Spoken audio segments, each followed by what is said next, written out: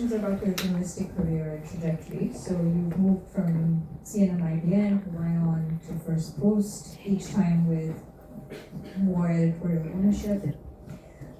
So what were you looking for at each stage, and what does the arc of those moves tell us about how the Indian media landscape has changed? Okay, first of all, good evening, and thank you very much for having me here. And for the very warm reception. I did not expect this, honestly. My journalistic career actually started much before that. I started with Doordarshan. And I worked for a brief while in the print media. CNN IBN, as it used to be called then, was my longest stint, I think. That's my grounding in television news.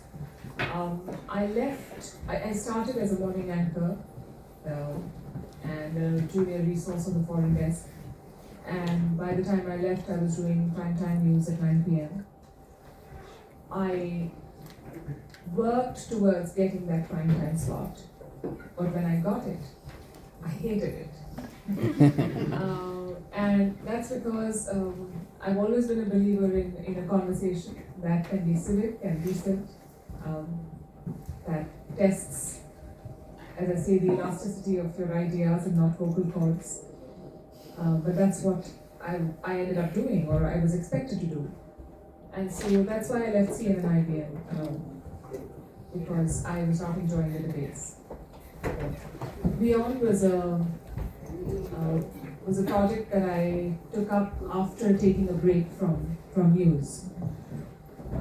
And it was very small, and we didn't know where we were going, but we were very excited about what we were doing. A good, young, talented team. Not many people bothering us because they did not maybe hope very much in terms of outcome. So it was great, and it was in a way proof of concept of what could be done by breaking the rules that everyone else in the media was following at that point. Also, a very good insight into how the audience is behaving, because here is a very crowded news market. We have 400 registered news channels in India, a lot of regional vernacular press, and in that crowd, we came up with a product on a very tight budget, focusing on international news, and the response was fantastic.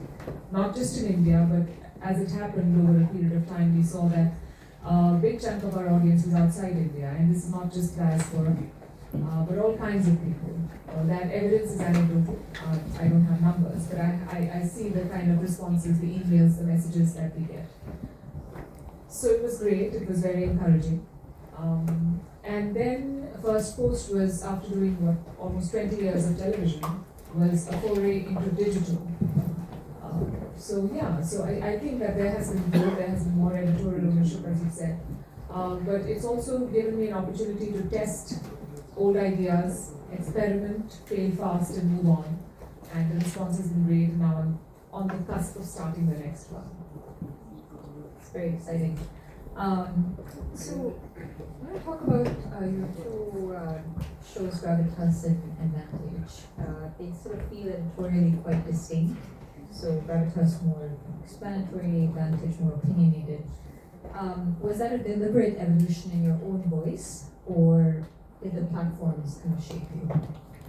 I think I've always believed in trying new things and seeing where it takes us. So when we started Gravitas, it was evening news was about guests, and we weren't getting the guests that we wanted, and we did not want the guests we were getting. And so we thought, let's try something without a guest, and that has implications in terms of money, because if you have 3 guests, you can fill up 1 hour fairly quickly, as I'm sure you realize now. Time flies. But when you have to build content, when you have to edit videos, when you have to write stories, you really need a solid team. And that is more expense, which most channels were not willing to invest.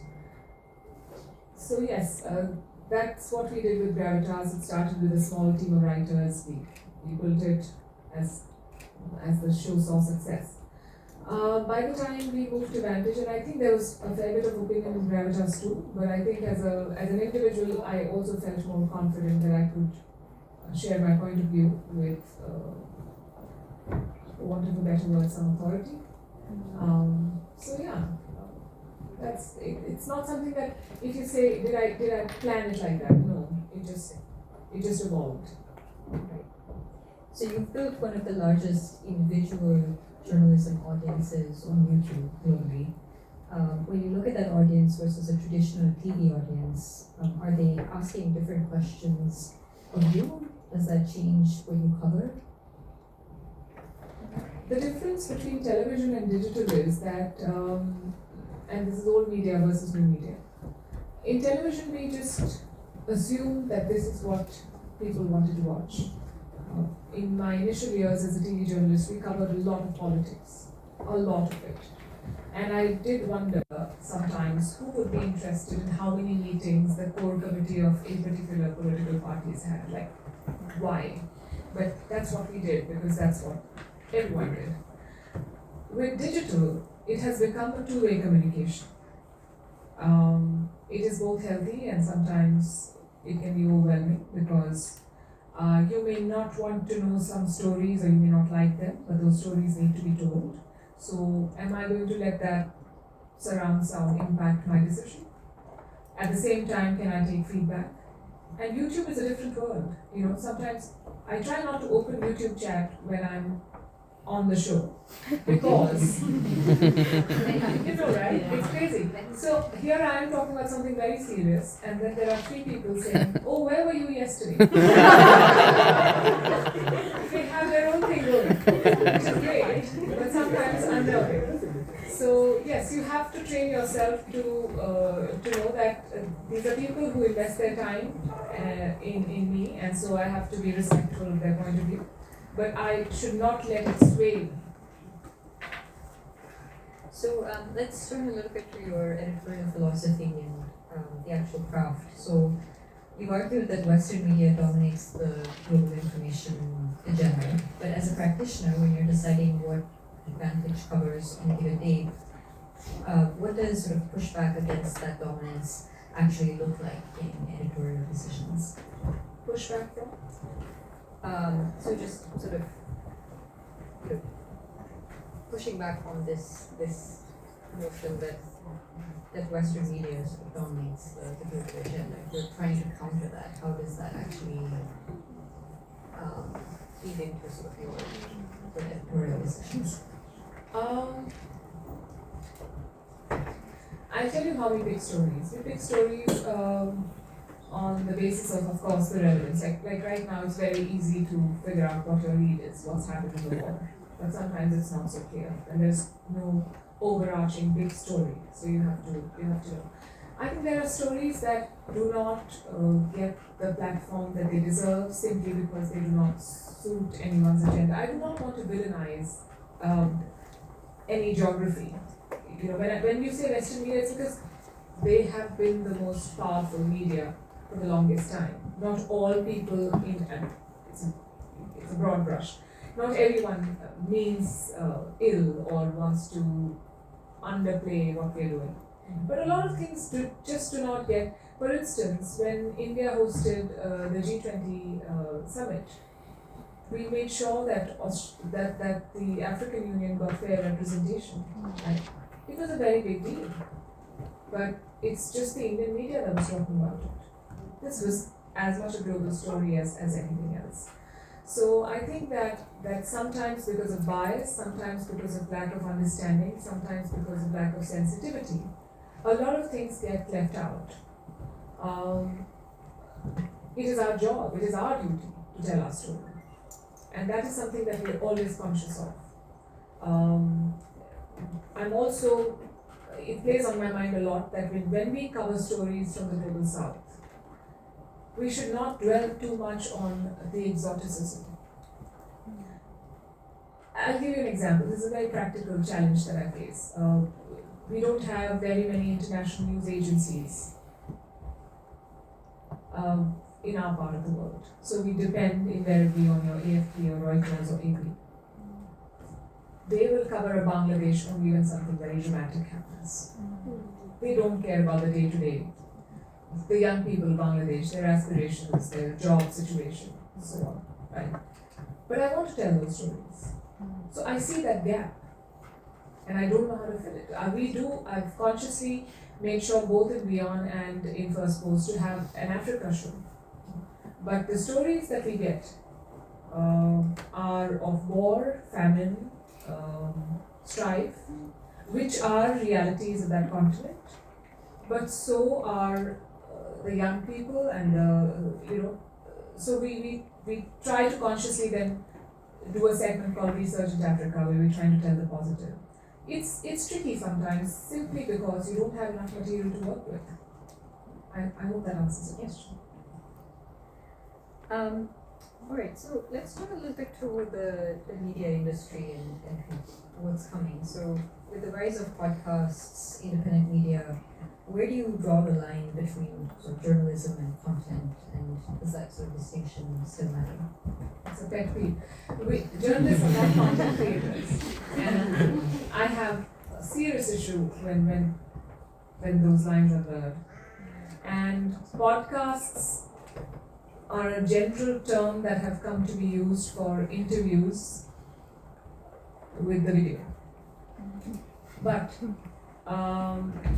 if you see increasingly all over the world, including in India, the big politicians, the big business leaders are going to non-journalist content creators because it's easy. I was as a journalist, even if I'm biased, whatever my leaning, I'm programmed to ask questions, and I will ask questions that may make you uncomfortable. And this is not to insult podcasters, but what are they asking? How were you as a child? What did you eat?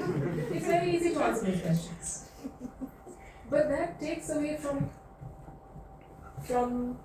very important work, because you're basically platforming individuals, good and bad, and influencing an entire generation that is not thinking about what needs to be asked.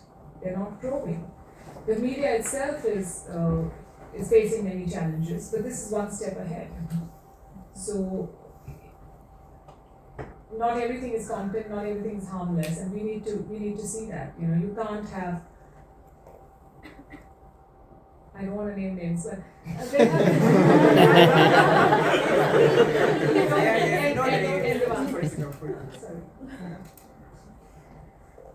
So you've built institutional shows and sort of this personal brand simultaneously. For young journalists, is that sort of dual track now essential, or does it risk undermining institutional credibility that sort of serious journalism depends on? So, yeah, sort of building shows alongside a personal brand. I would say institutions are built by individuals.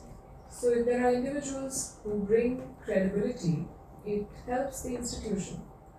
Having said that, in the age of social media, in the age of AI, in the age where we are having conversations about whether a bot will do my show, a personal connect is very important. It is not enough to, people anyway know the information, I get a lot of messages where I'm told, why haven't you covered this story? And it's the most interesting kind of message, because if you already know the story, why? Because they want perspective, they want context. So I think that having individuals who have a relationship with the audience only helps an institution. Our institutions today, our big media networks today, in a position to co-opt those people, or do they feel threatened by individuals who have built a brand? I think that is the question. Increasingly, we are seeing a situation where you cannot treat people as employees. They have to be partners. And that is a churn that we're seeing in media. So since you touched on AI, I wanted to just follow up on that. So there's a concern that AI will accelerate the spread of misinformation, faster than fact checking and things like that. From your experience covering global disinformation, you think that newsrooms are taking that threat seriously, or are they more preoccupied with seeing AI as a cost-cutting tool? It's a bit of both actually. But I don't think AI has been able to help any newsroom meaningfully cut cost. I feel that AI right now, instead of reducing the workload, is basically shifting it. Because you still have to go through what a bot has produced. Increasingly, there are writers who depend on your ChatGPTs of the world, and it shows up sometimes in print. At the end of the story, it says, if you want me to rewrite it, you have to remove that. And that's quite embarrassing. But even otherwise, writing is a very important skill.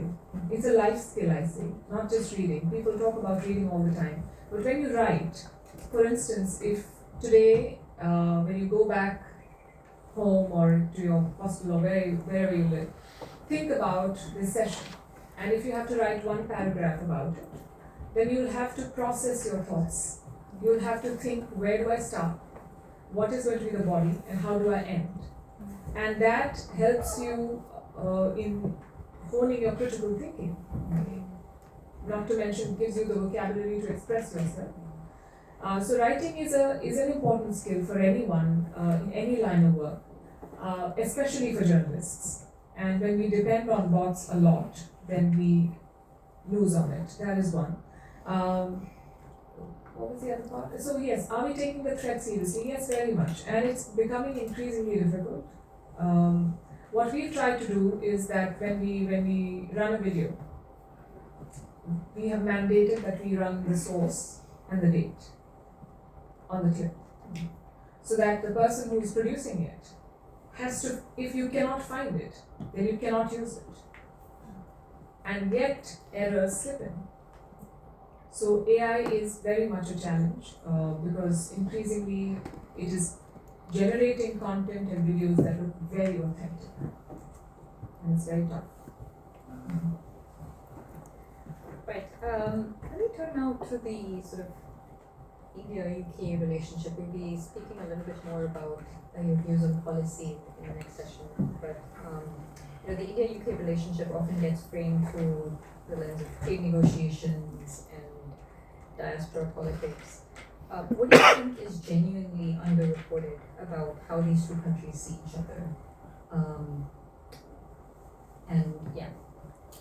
Is there sort of a coverage gap? First of all, I want to say that this is a relationship unlike any other, in the sense that we have a history that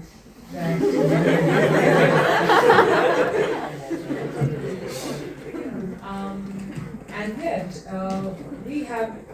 we are two countries, two societies which espouse the same ideas of dialogue, pluralism, which are very important in our world today.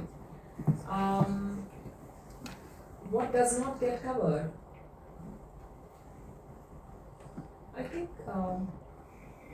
think the media, both in the UK and in India, tends to be very inward-looking. So, for the mainstream media, the only time something makes news from the UK and India is when there's a flare-up on the Khalistan front, or the trade deal, of course, or some big temple, or very, very niche stuff. If you talk to the average Joe in India, they may not be able to weigh in on UK politics with a lot of information. The same here. And in developed societies, it's even more so, because they don't want, unless they're curious, they don't care about what's happening. The news tends to be very local. So yes, there can be more in terms of understanding, simply because there is such a massive exchange of individuals, of students who come here, of businesses, and we're looking at working together on so many avenues, strategically, business-wise. So a better cultural, political, and social understanding of the two sides is only going to benefit both the countries. Right, I'm going to wrap up with one more question, which is really for the students and for people interested in reporting around geopolitics and global affairs. What advice would you give them if you were starting your career today? What would you do differently, perhaps? Career as journalist? Yes. Reconsider.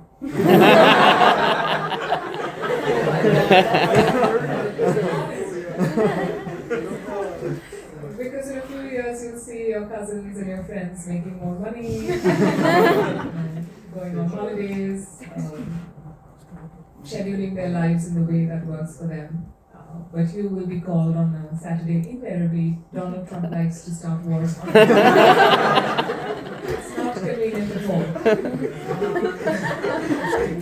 But if you still want to, I would say read and write.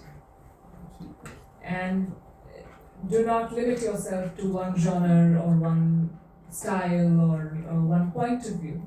Please consume as diversely as you can. It will only enrich you. You don't have to agree with everything that you read or listen to, but you must know. That is the only way to open your mind and to really be able to accept the world as it is. The world is very complex, and the more you travel, the more you read, the more you interact with people, you see that there are many truths, and they should be allowed to coexist. I don't want to sound very preachy, but I think read. Great. Well, it was a pleasure speaking with you. I'm going to hand it over to Laksh now, who's going to ask 2 more questions, and then we'll